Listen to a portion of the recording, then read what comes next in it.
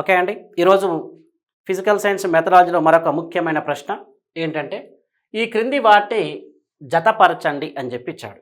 మరి జతపరచడం అంటే ఏంటి నాన్న ఇక్కడ? యథార్థాలు, భావనలు, సిద్ధాంతం, నియమం అని చెప్పి మనకు సబ్‌స్టాంటివ్ స్ట్రక్చర్‌లో ఇలా ఉంటుంది. దానికి సంబంధించిన అంశాలు జతపరచాలి. వేడి చేసినప్పుడు ఇనుము వ్యాకోచిస్తుంది అని ఇచ్చాడు. అది దేనికి సంబంధించిందో చూసుకోవాలండి. నెక్స్ట్ ధ్వని ప్రయాణించడానికి యానకం అవసరం అని ఇచ్చాడు. శాస్త్రీయ ఫలితాలు సమర్థవంతంగా వివరిస్తాయి అని చెప్పి ఇచ్చాడు. 2 యథార్థాల మధ్య ఉన్న సంబంధాన్ని వివరిస్తుందని చెప్పి 4 ఇచ్చాడు. మనం చదివేటప్పుడు ఏంటంటే వేడి చేసినప్పుడు ఇనుము వ్యాకోచిస్తుంది అని ఇచ్చినప్పుడు దేనికి సంబంధించింది చూసుకోవాలి. ఏబిసిడి ఇచ్చినప్పుడు అప్పుడు వేడి చేసినప్పుడు ఇనుము వ్యాకోచిస్తుంది అనేది ఏకు 1 అండి. ధ్వని ప్రయాణించడానికి యానకం అవసరం అనేది కూడా భావనలకు సంబంధించిందే. A1 B2 మరి A1 B2 ఎక్కడ ఉంది? ఇక్కడ ఉంది.